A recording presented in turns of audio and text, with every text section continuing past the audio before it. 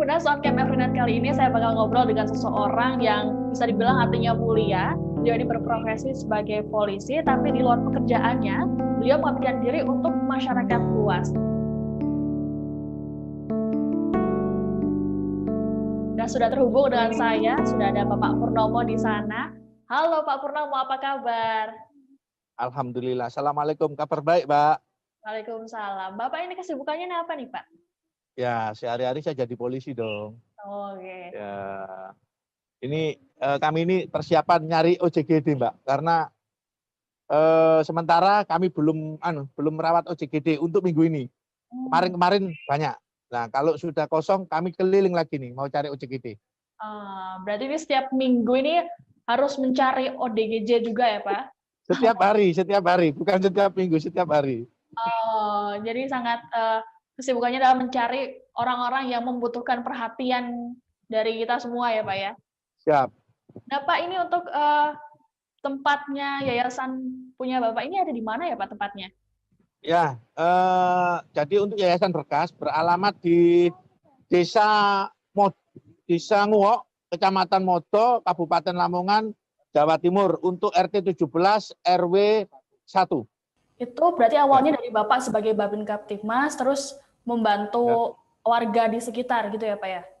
Ya, terus akhirnya alhamdulillah karena medsos ini banyak orang yang simpati, yang tergugah, akhirnya dia ngikut, akhirnya saya bikin sebuah yayasan. Nah, alhamdulillah di saat pandemi ini kegiatan kami untuk kami sudah melaksanakan kegiatan sedekah telur polisi, yang mana itu kami kasihkan orang-orang yang kurang mampu, kurang beruntung, gimana caranya mereka bisa maju dalam ekonomi. Bulan kemarin kami juga mengadakan kegiatan yang kami namakan sedekah es polisi. Lah apa itu sedekah es polisi? Jadi kami sering ngasih bantuan berupa uang, namun kayaknya kurang efektif, Mbak. Jadi alhamdulillah bulan kemarin ada 9 orang yang mana kita pilih laki-laki semua. Jadi mereka kita ajari gimana caranya berdagang, bukan cuma es saja, namun ada esnya, ada sembakonya. Lah keuntungannya untuk mereka sendiri. Namun saya minta kalau bisa disisihkan setiap harinya. Ada yang menyisihkan 5.000, ada yang menyisihkan 10.000. Lah dari penyisihan mereka itu kami kumpulkan semuanya, kami lagi ngajak orang lagi untuk bergabung. Jadi semakin banyak orang yang bergabung, semakin juga banyak orang yang terbantu. Jadi ini Bapak itu tidak hanya menolong pakai uang terus sudah selesai, tapi juga memberikan modal usaha juga ya, Pak ya? Iya, siap. Bagaimana caranya mereka terus bisa bergerak, bisa mengembangkan ekonominya. Karena selama ini kan kasihan banyak warga-warga yang kurang beruntung, tidak punya modal, tidak punya apa. Makanya kami kasih bantuan modal, namun kita pantau, Mbak. Jadi ada perkembangan atau enggak. Nah, ini kalau kemarin saya lihat-lihat dari internet nih Pak ya, saya ngetik namanya Pak Purnomo. Itu sudah banyak berbagai usaha yang dilakukan sama Pak Purnomo. Jadi tidak hanya sedekah telur, tapi juga memberikan bibit pohon. Itu gimana tuh Pak ceritanya? Oh ya, jadi gini. Saya alhamdulillah masih ada sekarang, Mbak. Jadi itu namanya Bidara Polisi. Jadi saya sengaja jual pohon itu, namun seluruh keuntungannya saya pakai juga membantu orang lain. Jadi seluruh kegiatan kami memang kami tambahi sedekah, Mbak. Karena ilmu sedekah itu sangat luar biasa. Jadi gini, pohon bidara itu kenapa saya kasih nama pohon bidara polisi? Biar masyarakat, biar polisi juga semakin dekat. Jadi tidak ada jarak. Karena apa? Karena kami juga dari masyarakat. Jadi gini, satu pohon itu kemarin kita jual dapat untung masing-masing pohon 20. Namun setelah pohon itu kami kasih nama sedekah, kami gratiskan. Siapa saja boleh pakai dengan cara silakan sedekah. Dan sedekahnya itu kita pakai bantu orang lain. Alhamdulillah dari sedekah itu kami bisa bedah rumah 3, kami bisa beli kursi roda 4, sepeda 15. Wow. Dan seluruhnya kami bagi-bagikan. Jadi ini keuntungannya murni untuk membantu sesama ya Pak ya? Ya, siap. Orang yang ditolong ini siapa saja nih Pak? Kalau orang yang ditolong banyak, Mbak. Kadang kalau kita ketemu orang itu di jalan, kita bantu. Terus kalau ada orang yang mengajukan, kita bantu. Terus banyak nih, karena ya mohon maaf ya, kami pakai channel YouTube, kami juga punya akun Facebook. Jadi kalau ada kira-kira orang yang kurang beruntung, mereka nge-add saya. Lah, karena di Yayasan Berkas ini banyak sekali, Mbak. Alhamdulillah sudah 200 orang yang bergabung. Jadi kita bentuk tim sendiri, ada tim survei, ada yang menentukan oh ini layak atau enggak, ada yang nanti menyerahkan bantuan gitu. Oh. Jadi sudah dapat dipastikan ini yang menerima bantuan ini tepat ya, Layak. Pak? Siap. Jadi ini untuk orang-orang yang menjadi relawan itu mereka yang bergabung dengan sukarela ya, Pak? Tidak. Siap. Oke. Nggak digaji. Ya. Nah ini kalau untuk dananya sendiri berarti Bapak hanya menggunakan dana-dana yang tadi itu Pak ya, sedekah telur, Ya. jualan itu tadi ya? Tidak menggunakan dana pribadi ya? Ya, jadi gini, saya menggunakan dana pribadi itu dari uang Babin Kamtipmas dulu ya. Nah sekarang karena saya ada jabatan baru, saya gunakan uang itu. Karena uang gaji saya kasihkan ke istri, namun uang tunjangan kita pakai itu. Lah, karena orang itu sempat gini, kok ada Pak polisi yang gini ya, makin banyak Mbak yang membantu. Luar biasa, Alhamdulillah. Setahun kemarin kami hitung sama teman-teman itu hampir 2 miliar. Wah. Ya, 1 tahun kemarin, 2 tahun ini kami hitung itu 1 tahunnya sudah 2 miliar dana yang masuk yang kita serahkan. Dan alhamdulillah Yayasan Berkas tidak pernah menampung donasi. Jadi bisa kita pastikan seminggu mesti nol, harus nol. Jadi untuk untuk menghindari penyelewengan dana ya Pak ya? Ya. Dan Hmm. itu pun kami pos-pos sendiri, Mbak. Kayak misalkan ini ada bedah rumah ini, kami kasih waktu 1 minggu, kalau sudah 1 minggu kita serahkan. Dan itu bisa dipantau. Alhamdulillah Yayasan Berkas Bersinar Abadi bisa dilihat melalui website. Jadi dana keluar masuknya untuk apa semuanya terbuka. Siapapun bisa mengakses masuk ke dalamnya. Oh, luar biasa nih Pak ya. Ini total sudah ada berapa relawan nih Pak yang bergabung? Untuk relawannya alhamdulillah relawan itu hampir kurang lebih 200. Itu tersebar Pak? Ya, untuk di daerah Lamongan relawan yang sekarang ada 52, seluruh Indonesia kurang lebih 200 Mbak, termasuk donaturnya. Nah Pak, ini dalam menjalankan aktivitas untuk menolong orang-orang yang membutuhkan, ini ada pengalaman-pengalaman yang berkesan nggak sih Pak untuk Pak Purnomo sendiri? Iya, jadi gini Mbak, rasa senang, rasa bangga, rasa haru selalu ada. Kadang kalau kita memberikan orang cuma ngasih minum saja, kita kasih makan saja. Kemarin saya menemukan OJGD kemarin yang sempat saya terharu sekali. Jadi gini, itu seorang bapak-bapak, dia dalam keadaan telanjang, berjalan telanjang itu jauh sekali. Lah karena sekarang lagi pandemi mungkin orang takut kalau mau membantu. Setelah saya berhentikan, saya kasih bajunya, dia OJGD loh Mbak, dia berdiri sambil begini, terima kasih Pak Polisi, kenapa masih ada orang yang bisa menolong sama saya ikhlas. Nah itu sudah. Dan ada juga langsung memeluk saya, mengucapkan terima kasih. Yang kemarin, yang terakhir, kami juga menemukan OJGD, telanjang juga. Setelah kita mandikan, kita rawat, alhamdulillah dia bisa mengucapkan terima kasih. Dia juga bisa sholat, dia juga bisa mengaji. Heran juga saya. Nah ini biasanya untuk ODGJ sendiri setelah ditolong, selanjutnya seperti apa Pak? Jadi gini Mbak, kebanyakan kalau kita ketemukan OJGD yang kita lakukan yang pertama, kita rawat dulu, kita mandikan, kita rapikan bajunya, kita rapikan rambutnya, kita kasih makan, habis itu kita bawa pulang. Selama di rumah, kita ruqyah, sambil kita rawat benar-benar, kita ajak ngobrol segala macam. Lah setelah itu baru kita posting, alhamdulillah selama ini kalau kita menemukan OJGD selalu ketemu dengan orang tuanya. Jadi kita di sini belum pernah nampung. Jadi kita tampung paling lama 10 hari pasti ketemu orang tuanya, pasti ketemu keluarganya. Nah kalau untuk tempat base-nya dari yayasan sendiri itu apakah juga menampung orang-orang Pak? Iya, ya kita tampung Mbak. Jadi dulu makanya kita sengaja membuat karena kan nggak mungkin ya OJGD kita tampung sama keluarga. Jadi sengaja memang kita bikin rumah sendiri yang sebelum ketemu keluarganya kita tampung mereka di situ. Seperti itu. Nah, setelah itu apa namanya pengobatannya itu seperti apa, Pak? Pengobatan dari. Jadi gini, alhamdulillah saya memiliki seorang istri yang profesinya bidan, Mbak. Jadi istri saya juga selalu membantu saya, dan di Yayasan Berkas itu juga ada beberapa dokter yang mana kalau misalkan OJGD yang kita ketemukan itu sakit, dia langsung membantu. Namun alhamdulillah kami belum pernah menemukan OJGD yang sakit, ya. Jadi kita kasih obat penenang, kita kasih makan. Yang penting kita kasih perhatian, Mbak. Dia kita kasih perhatian, kita ajak ngobrol, lama-lama nyambung. Saya nggak tahu, mungkin ini keajaiban. Nah. Namun selama 4 tahun ini kami menemukan OJGD kok selalu enak dan selalu bisa ketemu kembali ke keluarganya.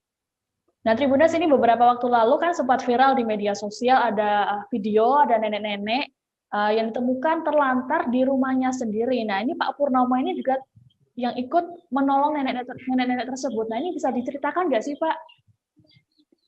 Nah, jadi gini, Mbak. Ini saya mohon maaf lagi. Jadi gini.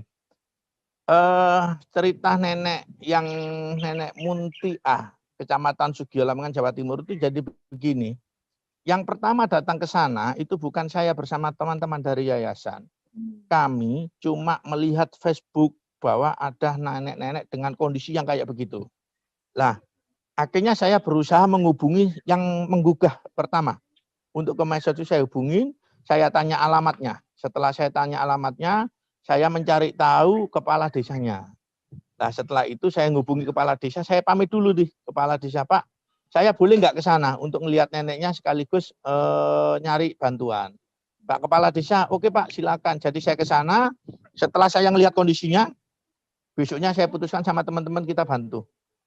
Alhamdulillah kemarin kami bisa menyerahkan kurang lebih hampir 18 juta ya. Oh, ya 18 juta. Itu selama 1 minggu, Mbak. Wow.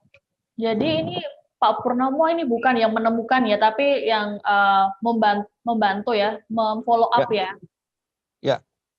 Nah Pak, ini bisa diceritain nggak sih Pak, ini kok bisa nenek-neneknya itu bisa ditemukan terlantar itu seperti apa Pak?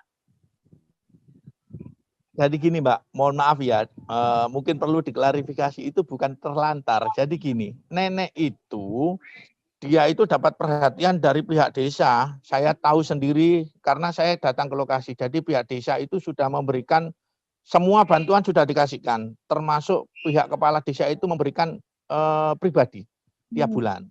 Lah, yang rawat itu keponakannya, Mbak. Yang rawat keponakannya. Lah mungkin netizen itu kan ngelihat video yang itu kan wah sangat sangat miris, kasihan. Lah, neneknya itu, ya kalau saya ngelihat video sendiri sangat miris lah. Neneknya itu setiap harinya tetap dirawat. Mungkin saja, mohon maaf nih, mungkin saja pada saat si relawan itu masuk ke rumah yang mana ada nenek itu, kondisinya kayak begitu. Jadi kalau terlantar enggak, karena dia masih punya keluarga. Namun kalau melihat videonya, ya mohon maaf ya kayak begitu memang. Sangat kasihan dan prihatin. Nah itu yang merekam itu siapa Pak? Itu yang merekam itu mohon maaf nih kalau nggak salah dari Yayasan Geraha Sosial Lamongan insya Allah. Nah sebelum saya follow up, saya permisi dulu sama yang bersangkutan. Saya juga permisi juga sama pihak kepala desa. Karena apa? Karena jangan sampai kita mau menolong orang tapi mungkin menyinggung perasaan orang lain. Jadi ini nenek-neneknya itu tidak terlantar ya Pak, sudah mendapat perhatian dari pihak desa dan juga ada yang merawat juga dari pihak keluarga ya Pak ya? Iya. Jadi Bapak ini tinggal memberikan bantuan untuk tersebut. Terbaru saya dengar Bapak katanya merawat ada anak kecil, anak lelaki, yang katanya kedua orang tua asuhnya sudah meninggal, itu betul Bapak? Oh iya, kemarin Mbak. Itu adiknya lagi ngobrol sama istri saya di depan. Nah, itu gimana sih Pak? Bisa diceritain? Nah, jadi gini Mbak, Saya punya tim yang mana tim itu bergeliril ya kalau menurut saya. Dia nyari informasi-informasi yang ada di medsos ya. Terus ada seseorang yang dia mencari siapa yang mau menampung. Jadi dia memang sengaja mencari siapa yang mau menampung seorang anak yatim. Nah, jadi saya berpikir kenapa kok diumumkan di medsos. Akhirnya saya cari, Mbak. Saya cari ke lokasi, ketemu. Ternyata adik itu dulunya diadopsi sama pasangan suami istri, namun sang suaminya udah meninggal. Pada saat kami datang ke lokasi, ibunya stroke, lumpuh, enggak bisa apa-apa. Lah, yang bikin terharu saya, begitu saya masuk ke rumah, adiknya itu langsung berlari ke saya, langsung minta peluk. Dan itu disaksikan banyak orang, Mbak. Banyak orang, bukan saya saja ya. Jadi orang kampung gini, Pak, ini jodoh, Pak, ini jodoh kan gitu. Lah, setelah saya bawa pulang, yang lebih kasihan besok paginya saya mendengar kabar bahwa ibunya sudah almarhum. Jadi adiknya sekarang yatim piatu. Ya. Jadi ini adiknya sudah merasakan ini bahwa Bapak adalah penolong ya Pak ya. Amin, amin, amin. Nah ini kalau untuk orang tua kandungnya ini seperti apa Pak? Apakah masih ada atau seperti apa? Jadi gini Mbak, saya mohon maaf ya. Jadi kemarin sebelum saya ambil, mohon maaf ini, sebelum saya ambil, ibunya itu bilang ke saya, Pak ini sudah jadi hak asuh saya. Yang ngomong itu Pak D-nya. Jadi kami tidak boleh mencari tahu ibu kandungnya siapa. Karena adik itu memang betul-betul kemarin sudah diadopsi. Lah masalahnya saya mohon maaf ini, adiknya nggak bisa ngomong, tunawicara. Jadi mungkin itu yang menjadikan rasa kasihan kita. Sekarang ada sama saya Pak. Jadi alhamdulillah di yayasan kami sudah ada 3 adik-adik yatim piatu dan semuanya masih kecil. Ini terkait dengan ini, Bapak kan melakukan pengabdian di luar pekerjaan Bapak sebagai polisi. Yap. Nah ini tanggapan dari kantor sendiri seperti apa Pak? Tanggapan kantor bagus Mbak, alhamdulillah kami dikasih 1 mobil dari Bapak Kapolres. Wow. Ya, kami dikasih 1 mobil dipakai untuk melaksanakan kegiatan. Terus kami juga dikasih 1 rumah ya. Rumah ini kemarin diresmikan oleh Bapak Kapolres sama Bapak Bupati datang ke sini. Terus alhamdulillah Pak Kapolres Lamongan, Pak AKBP Miko setiap bulannya sudah menjadi donatur, Pak. Jadi kami mendapatkan 4 Kapolres Lamongan, alhamdulillah seluruhnya sudah jadi donatur yayasan kami, Pak. Luar biasa, wah, saya merinding. Ini berarti sangat mendukung usaha Bapak dalam mengabdikan diri pada masyarakat ya, Pak ya. Siap. Nah ini sebelumnya nih Pak, saya mau tanya Bapak jadi polisi sudah berapa tahun jadi polisi? Saya jadi polisi mulai tahun 2000, Mbak. Oh, 2000 ya, hampir 21 tahun. 21, siap. Ya. Nah, ini kalau misalnya untuk keluarga sendiri, Bapak sudah punya anak berapa? Saya punya anak 2, yang laki SMA kelas 1, yang cewek baru kelas 5 SD.